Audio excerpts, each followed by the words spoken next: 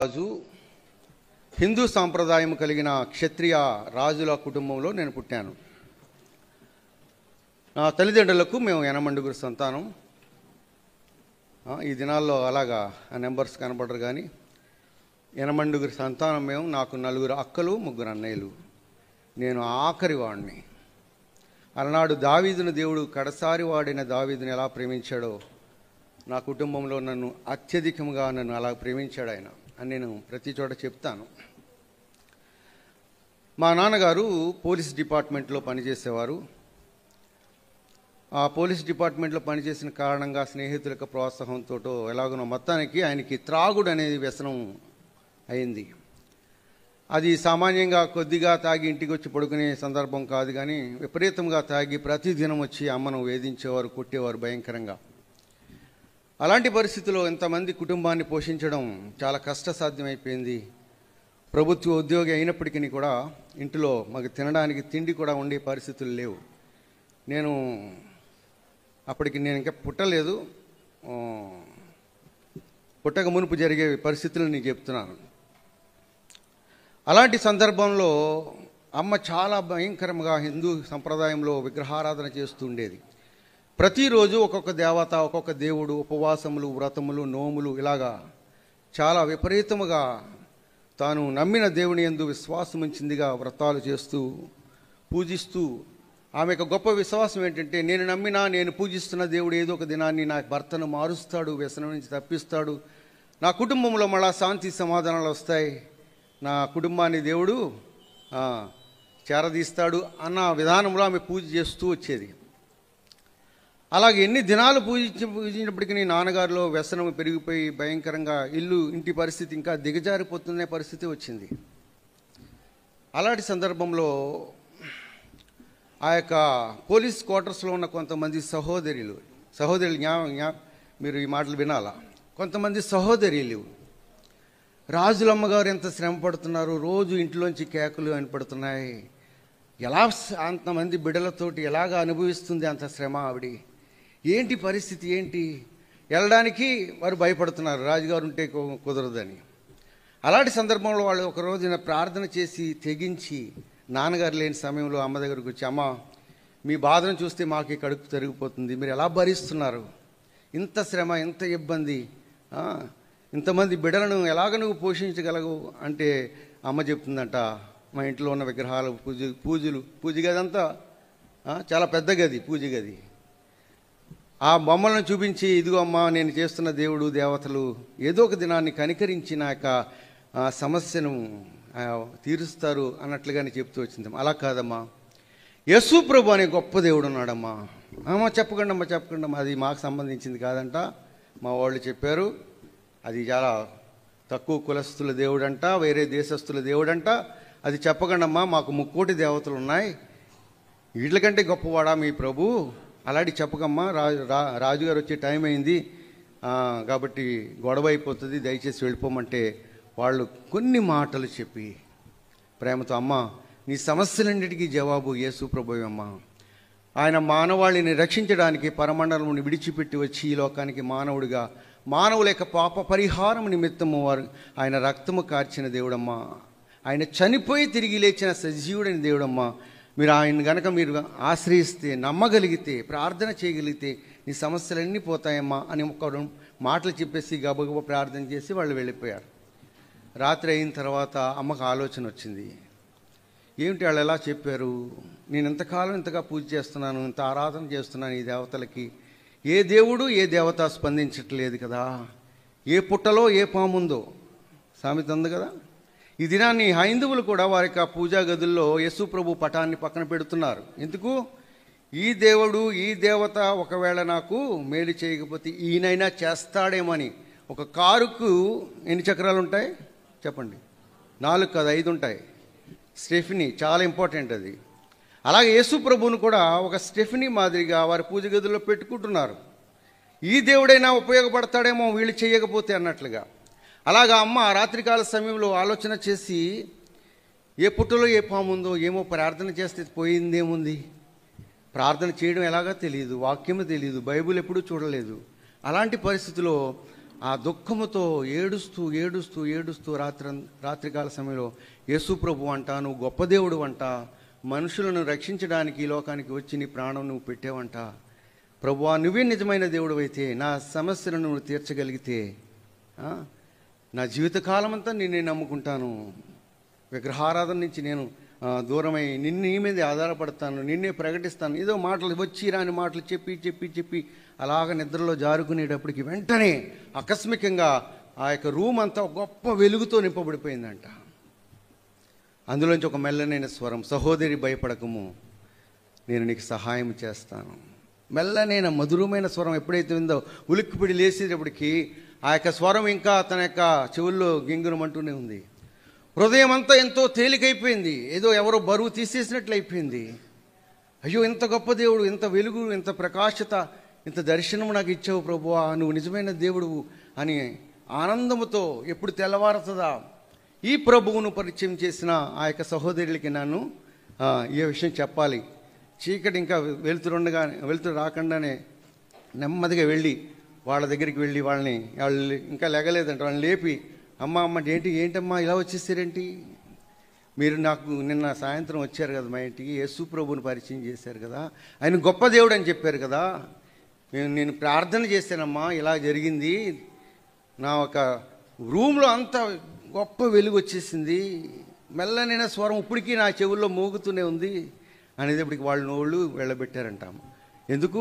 మేము పుట్టు క్రైస్తవులము, అనేక సంవత్సరాల నుంచి మేము దేవుడి మందిరానికి వెళుతున్నాం, ప్రార్థనలు చేస్తున్నాం, ఆరాధన చేస్తున్నాం, బల్లలో పాలు పంపులు పొందుతున్నాం, సువార్త ప్రకటన చేస్తున్నాం. మాకు ఎప్పుడు దేవుడు మమ్మల్ని దర్శించలేదు, ఆయన స్వరాన్ని వినిపింప చేయలేదు. ఒక్క వచ్చి రాని ప్రార్థనతో నువ్వు ప్రార్థన చేస్తే మీ జీవితంలో దేవుడు దర్శించాడంటే మిమ్మల్ని వదిలిపెట్టడమ్మా అని చెప్పేసి అమ్మకి ఒక బైబిల్ వాళ్ళు ఇచ్చారంట. ఆ సందర్భంలో వెంటనే కొంగు చాటుని పెట్టుకుని పరిగెత్తుకుని ఇంటికి వచ్చేసి ఇల్లంతా శుభ్రంగా కడిగించేసి పూజ గదిలో ఉన్న పూజ సామాగ్రి అంతటిని మూటలు కట్టించేసి దూరంగా పడేయించి తలార స్నానం చేసేసి ఆదికాండం నుంచి ప్రారంభించింది అమ్మ బైబిల్ చదవడం. లోతైన సత్యాలు దేవుడే ఆమెకు ఆ వివేచన జ్ఞానం ఇచ్చుట ద్వారా లోతైన మర్మాలు, ఆయన ఎలాంటి వాడో, ఏమి చేశాడో, ఎందుకు వచ్చాడు ఈ లోకానికి అన్నది స్పష్టంగా ఆమె చదువుతున్న కొలది దేవుడు అనేకమైన మర్మాలను విశదపరిచి ఆమెకు నేర్పిస్తూ వచ్చాడు. ఆమెకు విశ్వాసం బలపరచబడుతుంది. అదే సందర్భంలో నాన్నలోని మార్పును కూడా అమ్మ గమనించింది. ఇంటికి రావడం, కొట్టకుండా ఉండడం, బిడ్డలకు ఆయా అవసరతలు తీర్చడానికి, లేకపోతే ఫస్ట్ తారీఖు వచ్చే సమయానికి ఇంటికి వచ్చి జీతం ఇలాగా కుటుంబాన్ని పట్టించుకునే పరిస్థితి వచ్చేటప్పటికి అమ్మకి చాలా విశ్వాసం పెరిగిపోయింది. మాకు ఆ దినాల్లో అన్నయ్య వాళ్ళు ఇప్పటికీ ఆ సామాన్లు మేము దాచుకున్నాం. ప్రతిరోజు మా ఇంట్లో సామాన్లు వచ్చి బయటికి ఇసిరేసేవారు అన్నమాట. మా సామాన్లన్నీ కూడా మా యొక్క వంట సామాగ్రి కానీ పాత్రలు కానీ అన్నీ కూడా చొట్టలు పడిపోయి ఉంటాయి. ఇప్పటికి గుర్తుగా నేను ఒక గ్లాసును దాచుకున్నాను. నేను ఎందుకు? ఆ దినాల్లో గుర్తులు ఉండాలి, ఇవి మనల్ని ప్రోత్సహిస్తాయి. సరే, అలాంటి సందర్భంలో అమ్మ చాలా దినదినము దేవుడు చేస్తున్న కార్యాన్ని బట్టి ఆమె విశ్వాసం బలపరచబడుతుంది. మా ఇంట్లో ఉన్న మా కుటుంబస్తులందరికీ ప్రభువును పరిచయం చేస్తుంది. ఈ దేవుడే నిజమైన దేవుడు, ఇలా చేశాడమ్మా, నా బ్రతుకుని ఇంతవరకు మార్చాడమ్మా, మా భర్తను ఇలా చేసాడమ్మా, అలా చేసాడు, అలా దేవుడు చేసిన మేళ్ళన్నీ కూడా విస్తృతపరుస్తూ ఇంచుమించుగా మా కుటుంబంలో చాలామందిని రక్షించడానికి అమ్మ హేతువైంది. మా కుటుంబాల్లో చాలామంది ప్రభు ఎద్దుకు రావడానికి, వారికి జీవితాలు ప్రభువు సమర్పించడానికి అమ్మ హేతువైంది. అలాంటి సందర్భాల్లో తర్వాత నేను పుట్టాను. అమ్మ అప్పటికే దేవుని మందిరానికి వెళుతూ వచ్చేది. అమ్మతోటి పాటు నేను కూడా చిన్నప్పటి నుంచి దేవుని మందిరానికి వెళ్ళినవాడినే. అంటే నేను ఆల్మోస్ట్ పుట్టు క్రైస్తవుడనే. మందిరానికి అమ్మ ఎక్కడికి వెళ్ళినా, ఎక్కడ ప్రార్థనలైనా మొట్టమొదటిగా ఉండాలి. అది ఆశీర్వాదం ఎంత శ్రేష్టమైనదో మేము గమనించగలిగాం. 10 గంటలు ప్రార్థన అంటే 10 నిమిషాల ముందు ఉండేది. దానివల్ల వచ్చే ఆశీర్వాదం ఇప్పటికీ ఎన్నిసార్లు మైకులో ఎంత గట్టిగా మీకు ప్రబోధించినప్పటికీ మీరు దాన్ని కేర్ చేయట్లేదు. నేను చాలా సందర్భాల్లో మీ మధ్యకు వచ్చినప్పుడు కూడా అదే చెప్తాను. ఇవి బేసిక్స్. ఇవి నువ్వు దేవుణ్ణి ఏ రీతిగా ప్రేమిస్తున్నావు అన్నది అందులోనే సుస్పష్టంగా కనబడుతుంది. అర్థమవుతుందా? అమ్మ 10 గంటల కంటే ఇంతమంది పిల్లలను సరి చేసుకుని కుటుంబాన్నంతా చక్కబెట్టుకుని వంట వండి అన్నీ చేసి 10 నిమిషాలకు ముందుగానే ఉండాలా, అందరికంటే నేను ముందు ఉండాలా, అది తీర్మానం. మందిరంలో అందరికంటే నేనే ముందు ఉండాలి, నాకంటే ఎవరు ముందు రావడానికి వీలు లేదన్నట్టుగా పరిగెత్తేది. ఆమెకు ప్రయాస వ్యర్థం కాలేదు. మా అందరి కుటుంబాల్లో ఎంతో శ్రేష్టమైన ఆశీర్వాదం మేము పొందుకోవడానికి అది హేతువైంది. సరే, అలాంటి సందర్భంలో నాన్నగారు వ్యసనం నుంచి కొద్దిగా మారేరు తప్ప తన యొక్క జీవితాన్ని సంపూర్ణంగా ప్రభువుకి ఇవ్వలేదు, రక్షింపబడలా. అన్నయ్యలు ఎదిగారు, వాళ్ళ చదువులైన అన్ని అక్కలు కూడా ఎదిగిన పరిస్థితులు ఉన్నాయి. వాళ్ళందరికీ కూడా వివాహాలు చేయాలంటే ఆలోచన చేసినప్పుడు అమ్మ ప్రభు నమ్ముకుంది, నేను చిన్నపిల్లవాడిని, ప్రభు అమ్మతోటి వెళ్ళిపోయేవాడిని. కనుక పెళ్ళిళ్ళు చేసే విషయానికి వచ్చే సందర్భంలో హిందూ మ్యారేజెస్ చేయవలసి వచ్చింది. అంటే ఇంకా ఎవరు కూడా ఆ పరిస్థితుల్లో, ఇంక తప్పని పరిస్థితుల్లో అన్నయ్యలకు, 3 అన్నయ్యలకు 4 అక్కలకి హిందూ మ్యారేజ్ చేసింది. సరే, అదంతా అయిపోయింది. తర్వాత నేను కూడా నా చదువు పూర్తయిన తర్వాత నా మ్యారేజ్ చేయాలని మా అక్కగారు ప్రభు నమ్ముకుంది. అక్కగారి పాప ప్రభు నమ్ముకుంది, తన సండే స్కూల్ టీచర్గా ఉండేది. నేను అనుకున్నాను, నేను ప్రభు నమ్ముకున్నాను చిన్నప్పటి నుంచి, తను కూడా ప్రభు నమ్ముకుంది కాబట్టి ఈ మ్యాచ్ సెటిల్ చేసే టైంలో నాకు అభ్యంతరం నేను చెప్పలేదు. ఎందుకంటే తను కూడా ప్రభు మార్గంలో ఉంది, నేను కూడా ప్రభు మార్గంలో ఉన్నాను కాబట్టి మనకి ఇబ్బంది ఉండదు అన్న ఆలోచనతో నేను ఒప్పుకున్నాను. కానీ నా హృదయంలో మాత్రము చిన్నప్పటి నుంచి దేవుని యొక్క మందిరంలో పెరిగిన పరిస్థితిని బట్టి పరిశుద్ధ వివాహం చేసుకోవాలి అమ్మ, అది బావగారితో మాట్లాడు, నువ్వు అలాగైతేనే నేను ఒప్పుకుంటాను అన్నాను. అమ్మ బావగారితో మాట్లాడినప్పుడు ఆ బావగారు అన్నారంట, అత్తయ్య అలా కాదు, మరి నా వైపు నుంచి కూడా బంధువులు ఉన్నారు కదా, వాళ్ళు ఎవరు పెళ్ళికి రారు, క్రైస్తవ వివాహం అంటే, కాబట్టి హిందూ మ్యారేజ్ మా ఇంటికాడ చేస్తాను, తర్వాత పిల్లలు చర్చికి వెళ్తారో ఇంకో చోటికి వెళ్తారో అది నాకు అనవసరం అని చెప్పేసి బావగారు అమ్మను ఒప్పించారు. అమ్మ ఆ మాటకి ఒప్పుకుంది. నా దగ్గరికి వచ్చి అమ్మ అంటుంది, అలా కాదురా బాబు, మన ఇంటిలో 7 వివాహాలు హిందూ సాంప్రదాయంలో అయిపోయినాయి కదా, దేవుడు కృప కలిగిన వాడు, కనికరము కలిగిన వాడు, ఇది వివాహం కూడా నువ్వు కళ్ళు మూసుకుంటే అయిపోతుంది, ఇది కూడా దేవుడు చూసి చూడనట్లు ఊరుకుంటాడు. ఆయన కనికరము కలిగిన వాడు, కృప కలిగిన వాడు, ఆయన మనల్ని అర్థం చేసుకోగలడు, మన పరిస్థితిని బట్టి నువ్వు ఒప్పుకోవాలరా అంటే నాకు అసలు ఇష్టం లేదు. ఓ పని చేయమ్మా, వద్దని చెప్పేసి అంటే, అలా కాదు నాన్న, అలా కాదు అమ్మ నన్ను ఒప్పించింది. అయినా సరే మనసు బాగోక మందిరానికి పరిగెత్తుకుని వెళ్ళాను. అక్కడ ఒక అన్న ఉన్నాడు, జాషువా అన్న, నేను ఒకే మందిరంలో పెరిగిన వారం, అర్థమవుతుందా, నర్సాపురంలో సాధువు గారి దగ్గర మంచి దైవ సేవకుల దగ్గర పెరుగుటను బట్టి మేము మళ్ళా విశాలమైన మార్గంలోకి వెళ్ళిపోకుండా అది మా జీవితాలకు అది హేతువైంది. సరే, అలాంటి సందర్భంలో నేను ఒప్పుకోలేదు. అయినా అన్న ఏమంటాడు అన్న, ఒక అన్న ఉండేవాడు ప్రసాద్ అన్న అని, పేరు చెప్తే బాగోదు కానీ, అన్న దగ్గరికి అన్న మరి ఇలాగ నా పరిస్థితి ఇలా వచ్చింది, నేను చిన్నప్పటి నుంచి మందిరంలో పెరిగాను, నాకు హిందూ మ్యారేజ్ చేస్తారంటున్నారు, మరి అమ్మ ఏమో ఇలా పర్వాలేదు అన్నట్లుగా అంటుంది, మరి నువ్వేమంటావు అంటే నీ సలహా కోసం వచ్చాను, నువ్వు ఆత్మీయంగా ఇది కదా అని చెప్పేసి అంటే అన్న అన్నాడు, తమ్ముడు ఏం పర్వాలేదు, కళ్ళు మూసుకుని తాళి కట్టేయి అన్నాడు. ప్రార్థన చేసుకుని, మనసులో ప్రార్థన చేసుకుని తాళి కట్టేయి, పర్వాలేదు ఏంటంట, పర్వాలేదు రాజీ, ఇది మీరు అర్థం చేసుకోవాలా. సరే, అన్న ఇలాగంటున్నాడు, అమ్మ ఇలాగంటుంది, మరి నేనేం చేయగలను, సరే కదా అని ఒప్పేసుకున్నాను. 1990 సంవత్సరం మార్చి 3వ తారీఖున నా యొక్క వివాహము రాత్రి 10 గంటల చిల్లరి. అంటే హైందవ మ్యారేజ్ అన్నీ కూడా ఆ చీకటిలోనే జరుగుతాయి, ఎందుకంటే వారి చీకటి వారు. ఈ దినాల్లో మనల్ని కూడా, క్రైస్తవులకు కూడా స్టైల్స్ పెరిగిపోయినాయి. లోక పోకడలను చూసి రాత్రులు కూడా పెట్టుకునే పరిస్థితి వచ్చింది. అది వాక్యానికి విరుద్ధమైనది, మనం చేయకూడదు, మనం పగటి వారము. సరే, హిందూ మ్యారేజ్ ఆ రాత్రి 1990 సంవత్సరం మార్చి 3వ తారీఖున అమలాపురం దగ్గర ఉన్న విలస గ్రామం, మా బావగారిది. మా యొక్క గృహాల్లో ఎలాగంటే వివాహాలు చేస్తే హిందూ సాంప్రదాయం ప్రకారం మా యొక్క వివాహాలు ఎలా జరుగుతాయంటే, పెళ్లి కుమార్తె ఇంటి దగ్గరే వివాహం చేసి వాళ్ళు కన్యాదానం చేసి పంపిస్తారు. తర్వాత మా యొక్క స్వగ్రామం మేము వెళతాం, అది మా పద్ధతి. కాబట్టి మేము నర్సాపురం నుంచి, పశ్చిమ గోదావరి జిల్లా నర్సాపురం నుంచి అమలాపురం దగ్గర ఉన్న విలస గ్రామానికి ఉదయకాలమే మా అక్కగారు అబ్బాయి కారు వేసుకుని వచ్చాడు. కొత్త కారు అప్పుడే తీసుకున్నారు. ఆ కారు వేసుకుని వచ్చాడు, మమ్మల్ని అందరినీ తీసుకుని వచ్చాడు. అక్కడ విడిది ఇల్లు ఇచ్చారు, మేమందరం విడిది ఇంట్లో ఉన్నాం. కానీ నా హృదయంలో వేదన ఉంది. ఏంటి నేను చేస్తుంది ఇలాగ ఏంటి తప్పు చేస్తున్నాను. హృదయం ఎంతో వేదనతో ఉంది, సంతోషం అనేది లేదు. మా ఫ్రెండ్స్ అందరూ వచ్చారు, ఇంకా పెళ్లి ఏర్పాట్లు చేస్తున్నారు, మండపం అవి కట్టారు, జనరేటర్స్ లైటింగ్స్ అన్నీ పెట్టారు అని ఏర్పాటు చేస్తున్న సందర్భంలో పంతులు గారు ముందే వచ్చేసిన తర్వాత పిలిచాను. పంతులు గారి దగ్గరికి పిలిస్తే నేను చాలా క్లుప్తంగా చెప్తున్నాను, ఎందుకంటే సమయం వాక్యానికి ఇవ్వాలని. పంతులు గారితో అన్నాను, అయ్యా ఎంతసేపు చేస్తావు నువ్వు పెళ్ళి అంటే, 3 గంటలైనా పడుతుందండి అరుంధతి నక్షత్రం చూపించేటప్పటికి వరకు అన్నాడు. అలా కాదు, నువ్వు గంటన్నరలో తేల్చేస్తే నీకు ఎన్ని డబ్బులు కావాల్సి అన్ని ఇస్తాను, నేను అక్కడ కూర్చోలేనయ్యా అంటే. ఏంటండి అలా అంటున్నారు, నీకు చెప్పే పరిస్థితి కాదు, కానీ నువ్వు ఎంత బేగా తేల్చితే నువ్వు ఎన్ని డబ్బులు కావాల్సి అన్ని డబ్బులు ఇస్తానంటే సరే అని ఒప్పుకున్నాడు. చూసారా, అన్నిటికీ మార్గాలు ఉన్నాయి. సరే, ఆ రాత్రికాల సమయంలో వివాహము ప్రారంభించబడింది.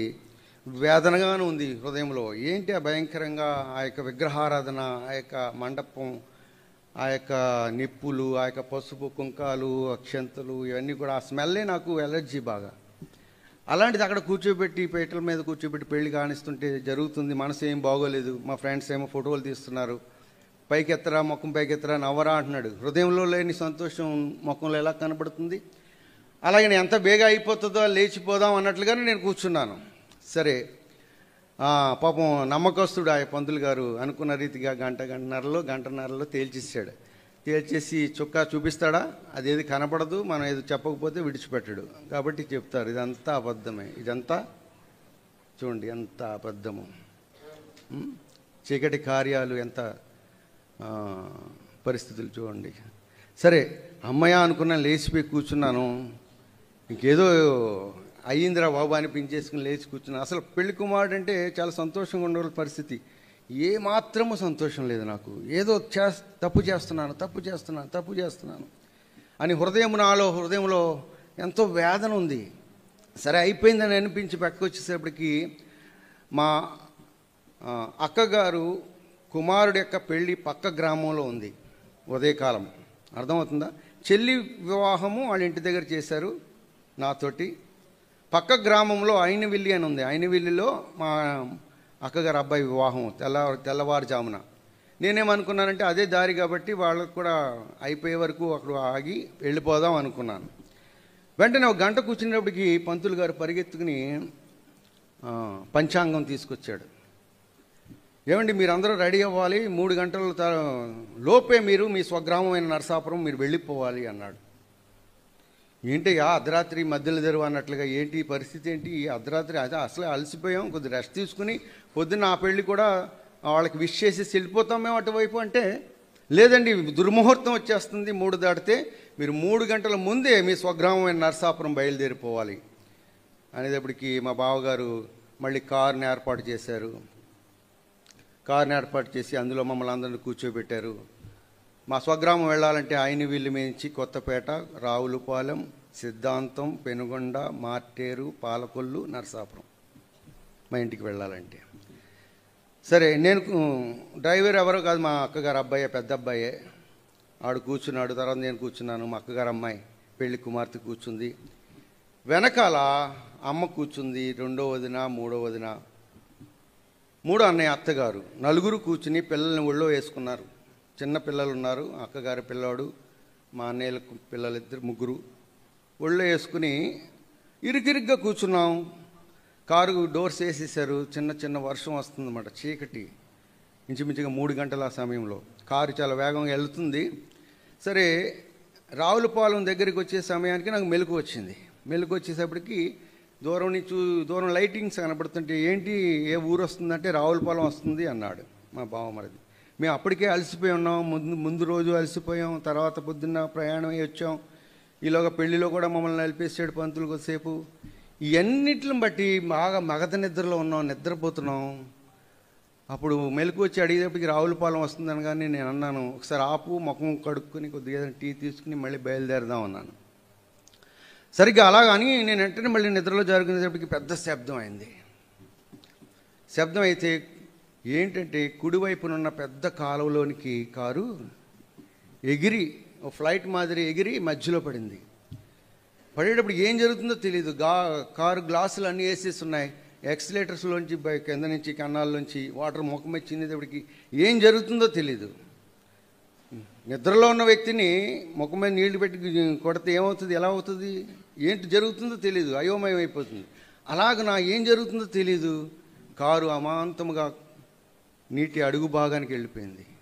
చూడండి, చాలా సందర్భాల్లో యాక్సిడెంట్స్ అవుతే కారు చక్రాలు పైకి వస్తాయి, టాప్ కిందకి వెళ్ళిపోతుంది. అది చాలా భయంకరమైన యాక్సిడెంట్స్ అయ్యి. ఇది అలాగ వెళ్ళలేదు. ఇది కారు ఫ్లైట్ మాదిరి వెళ్ళి అలాగ నీటిలో పడి నీటిలో అలాగా సబ్మిట్ అయిపోయింది, కిందకి వెళ్ళిపోయింది. రోడ్డు మీద నుంచి చూస్తే కాలువలో కారు ఉందన్న సంగతి కూడా ఎవరికి తెలియదు. అలాంటి సందర్భంలో చూడండి, నేను నీటిలోని లోపల కొట్టుకుని ఎంతసేపు ఉంటాం నీటిలో, ఏమండి ఎంతసేపు ఉండగలం? వెంటనే నాకు ప్రభువు జ్ఞాపకం వచ్చారు.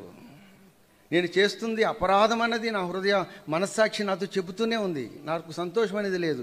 వెంటనే ఆ మత్తులో కూడా ప్రభువా నన్ను క్షమించు, నన్ను రక్షించు, ఈ 2 మాటలే నేను చెప్పగలిగాను. దీర్ఘ ప్రార్థనలు చేయడానికి అది అవకాశం కాదు కదా. అక్కడ క్షమించు, నన్ను రక్షించు అంటే ఎప్పుడైతే 2 మాటలు చెప్పానో వెంటనే నా శరీరంలోనికి ఒక విధమైన బలం వచ్చేసినట్టు అయిపోయింది. వెంటనే ఇలా గింజుకునేటప్పటికి స్టీరింగ్ తగిలింది. మళ్ళా గింజుకునేటప్పటికి కారు డోర్లోంచి పైకి వచ్చేసాను. పైకి వచ్చి అక్కడ ఊపిరి పీల్చుకున్నాను. ఏమండి, దేవుని యొక్క మహాకృపను బట్టి ఆ దినాన్ని నన్ను సజీవుడిగా దేవుడు పైకి లాగాడు. నేను అలా ఊపిరి పీల్చుకుని ఇలా చూసేటప్పటికి రోడ్డు పైన ఒక ట్యూబ్లైట్ వెలుగులో అమ్మ పట్టు చీర కనబడుతుంది నీటి మీద. నేను కారు మీదకి ఎక్కి నిలబడినప్పుడు నా యొక్క చెస్ట్ వరకు వచ్చింది వాటర్. ఎంత లోతైన కాలువ చూడండి. కారు మీద నిలబడి నా చెస్ట్ వరకు వచ్చింది. అమ్మను గప్పును పట్టుకుని ఇలా కారు మీదకి లాక్కుని అలా ఒడ్డుకు దోసాను. ఆ కారులో ఉన్న మా కుటుంబస్తులు, నా భార్యతో సహా మా 2 వదినలు, మా 3 అన్నయ్య అత్తగారు, అక్కగారి కుమారుడు, అన్నయ్యలు 2 కుమారులు, మొత్తం 7 చనిపోయారు.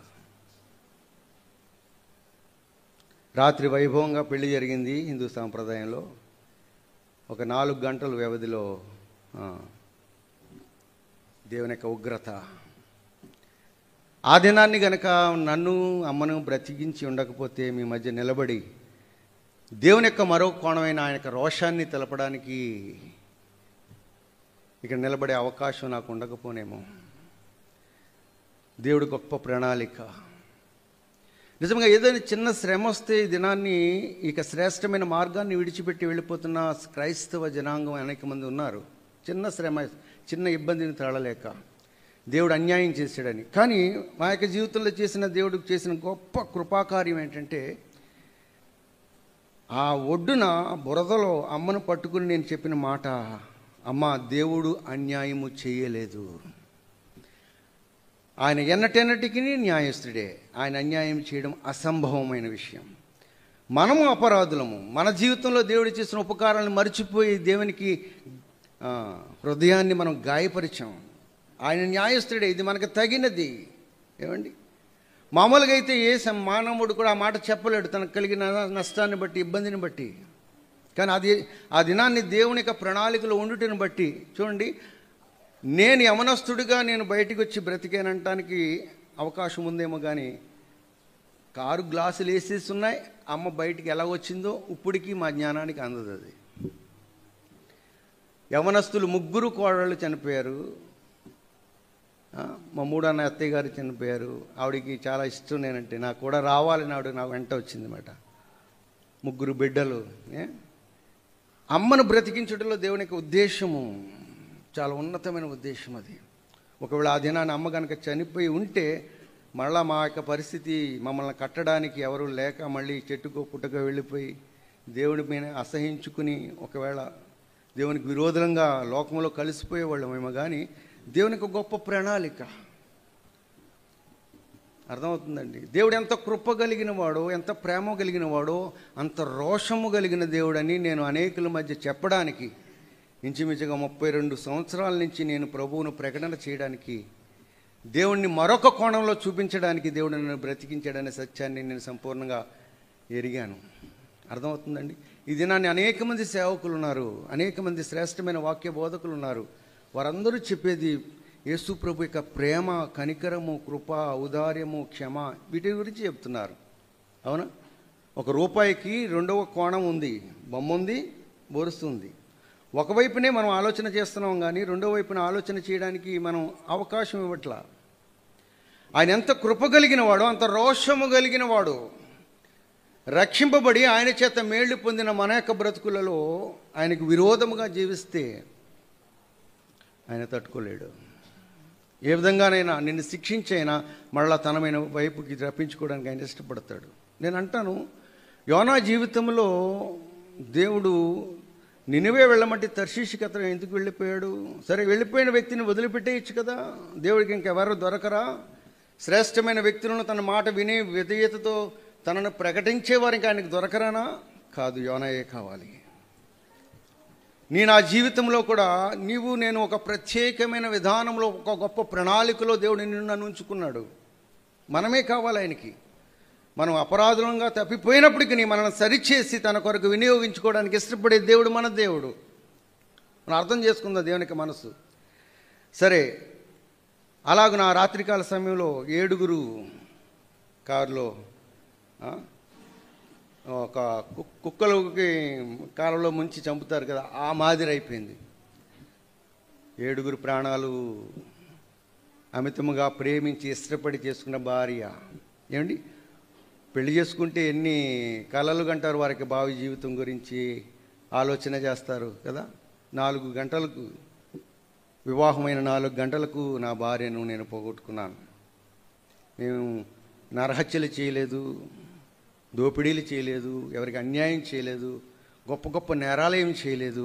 అయినప్పటికీ దేవుడు ఎందుకు ఇలా చేశాడు?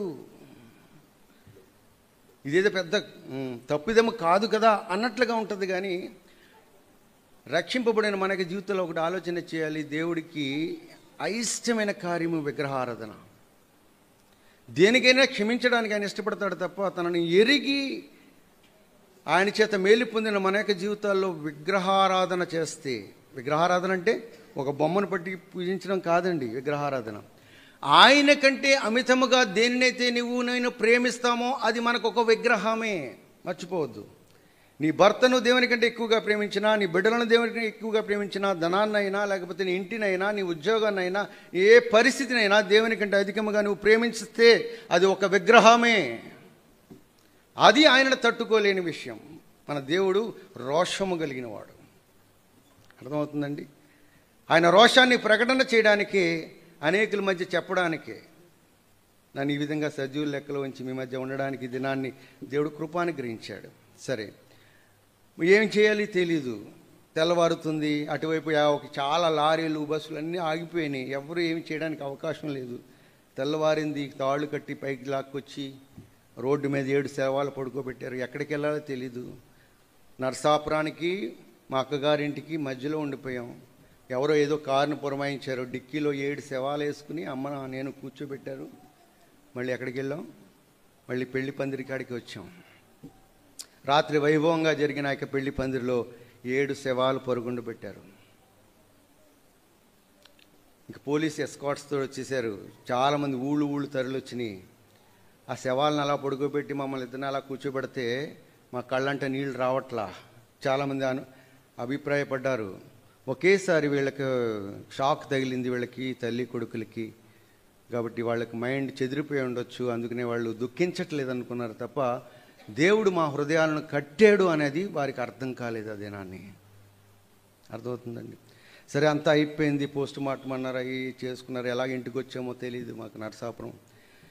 సరే, కొన్ని దినాలు అయిపోయిన తర్వాత చూడండి, నేను ఒకటి చెప్తాను. ఎక్కడికి వెళ్ళినా పక్షిరాజు గూడు రేపిన తర్వాత అది ఎక్కడికో వెళ్ళిపోదు.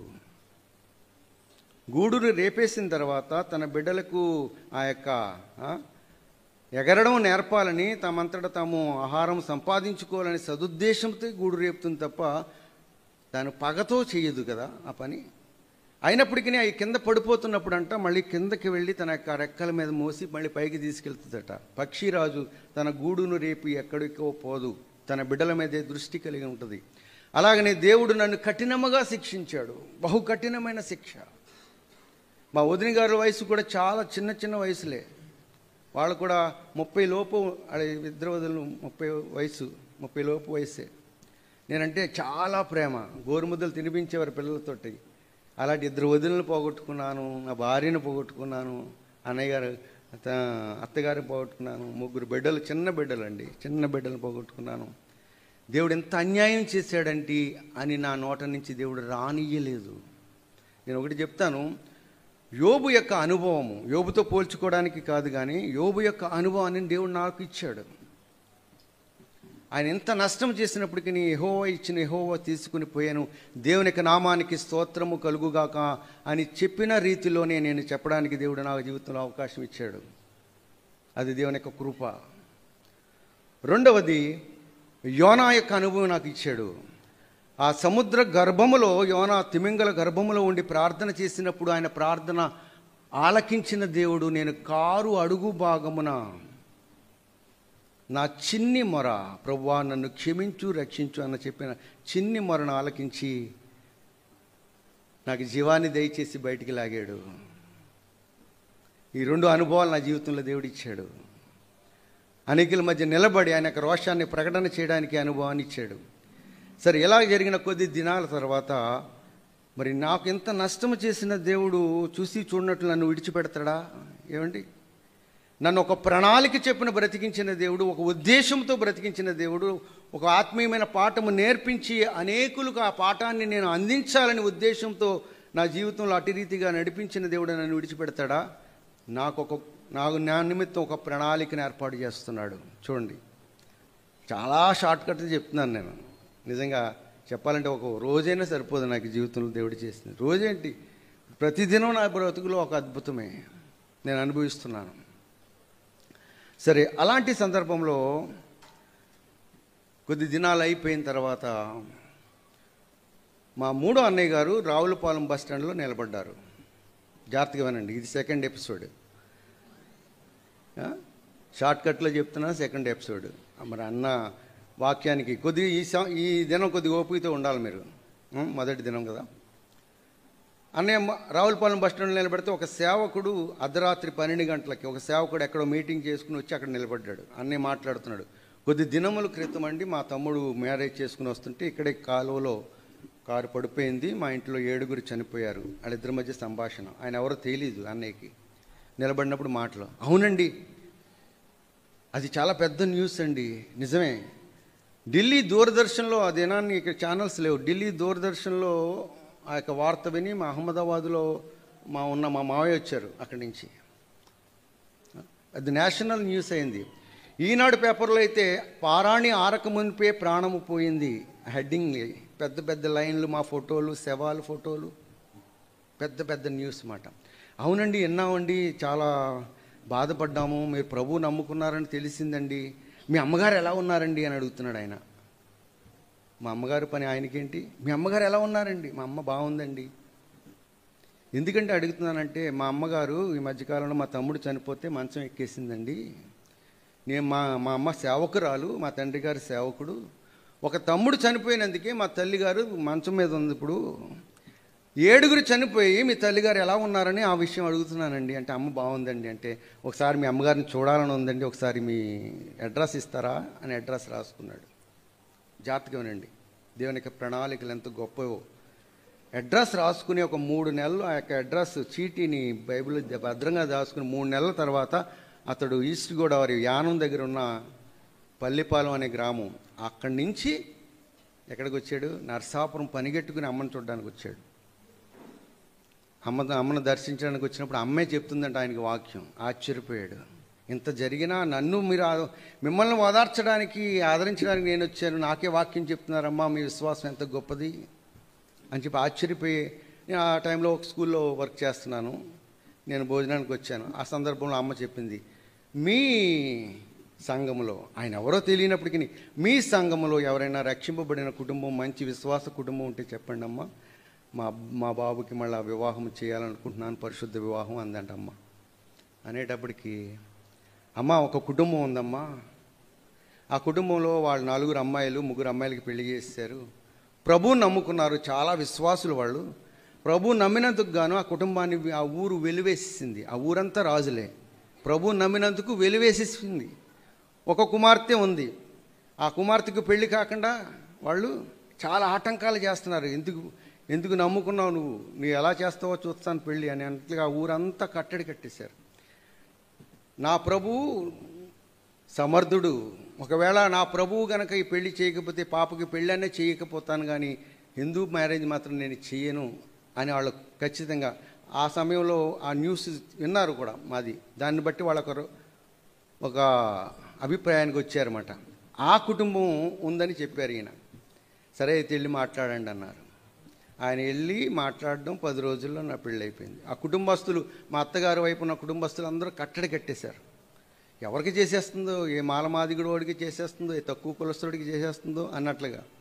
ఎవరు రాకపోయినా సరే మా అత్తయ్య గారు, మావయ్య గారు, పాస్టర్ గారిని పాపని తీసుకుని 4 వచ్చేసారు నరసాపురం. చూడండి, 4 వచ్చేసారు.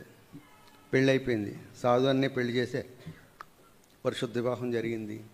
ఏమండి అంటే దేవుని యొక్క ప్రణాళికలు ఎంత ఉన్నతమైన. ఎవరో ఒక వ్యక్తి రావులపాలెం బస్టాండ్లో కలవడం ఏంటి, స్లిప్ అడగడం ఏంటి, మా ఇంటికి రావడం ఏంటి, 3 నెలల తర్వాత ఒక కుటుంబాన్ని అప్పటికే దేవుడు సిద్ధపరిచి అక్కడ ఉంచడం ఏమిటి, ఆ బిడ్డని నా కొరకు ఏర్పాటు చేయడం ఏంటి, ఎంత గొప్ప ప్రణాళిక అండి. అసలు అర్థమవుతుందా జ్ఞానానికి? మనకి నా జ్ఞానానికి అర్థం కాదు దేవుని యొక్క ప్రణాళికలు, అంత గొప్ప ప్రణాళికలు. సరే, వివాహం అయిన తర్వాత నేనెంత దౌర్భాగ్యుడినంటే నా భార్యని తీసుకుని దేవునికి ఉద్దేశాన్ని మర్చిపోయి, దేవుని యొక్క చిత్తాన్ని మర్చిపోయి, దేవుని యొక్క ఆలోచనను మర్చిపోయి నా భార్యని తీసుకుని నేను కర్ణాటకకు వెళ్ళిపోయాను. ఎందుకు? భార్యను పోషించుకోవాలి కదా, ఏదో ఉద్యోగం చేయాలి కదా. అక్కడ అన్నయ్య వాళ్ళందరూ కాంట్రాక్ట్స్ అయి పెద్ద పెద్ద పొజిషన్లో ఉన్నారు. ఇక్కడ చాలా వర్క్ ఉందరా, వచ్చారా ఒక వింగ్ నువ్వు చూసుకుంది అంటే భార్యని తీసుకుని వెళ్ళిపోయాను, దేవుణ్ణి మర్చిపోయాను. ఇస్సాకు పుట్టిన తర్వాత అబ్రహాము 20 సంవత్సరములు ఇంచుమించుగా దేవునితో సరైన సహవాసం చేయలేకపోయాడంట. ఇస్సాకును చూసుకుని మురిసిపోతూ ఉన్నాడు మాట. దేవుని మర్చిపోయాడు, ఇచ్చిన దేవుని మర్చిపోయాడు.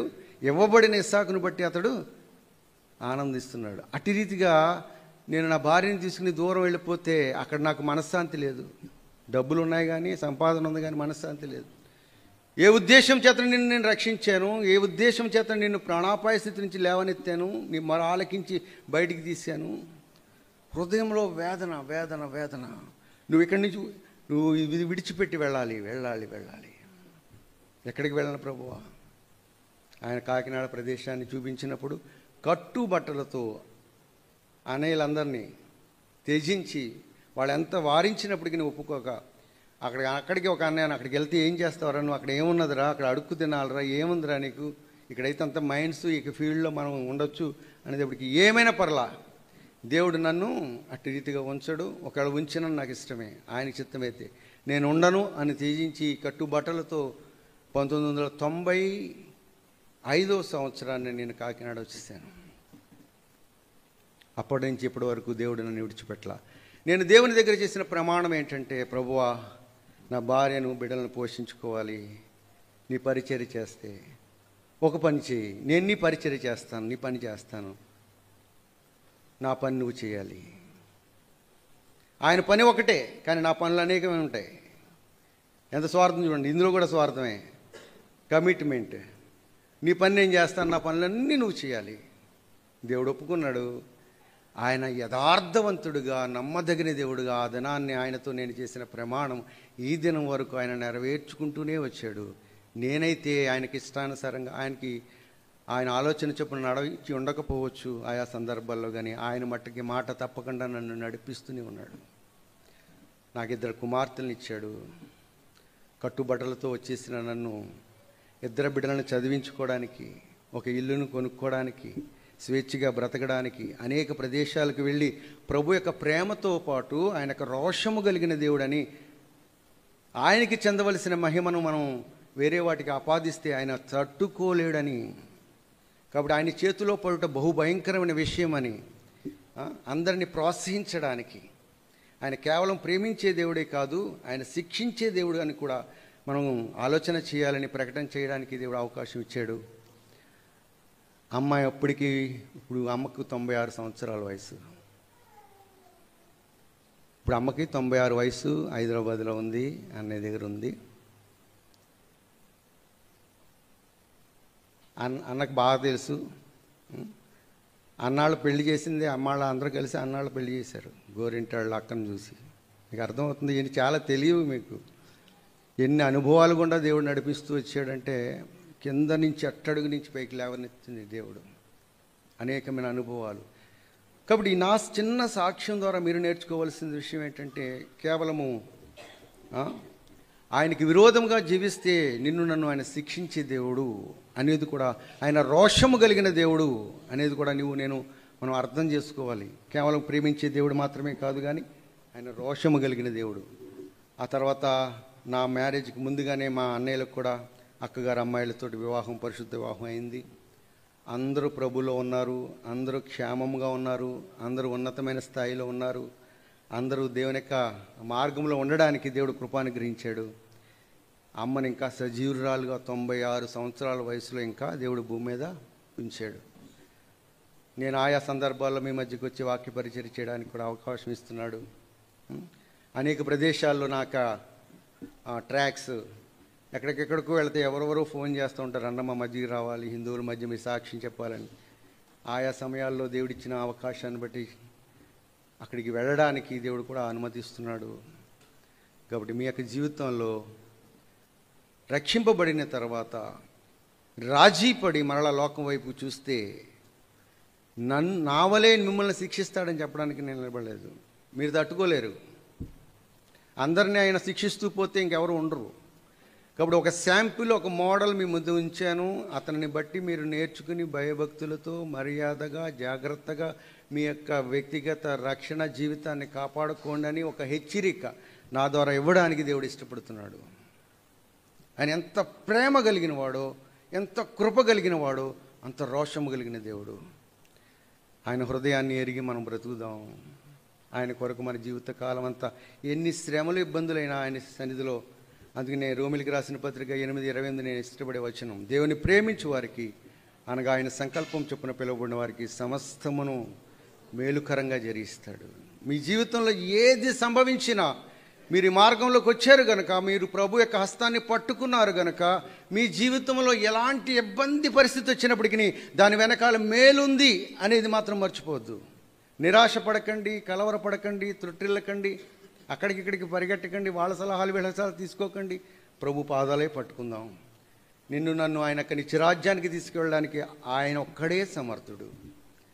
అట్టి కృప దేవుడు మనందరికీ దయచేయగాక. ఆమేన్.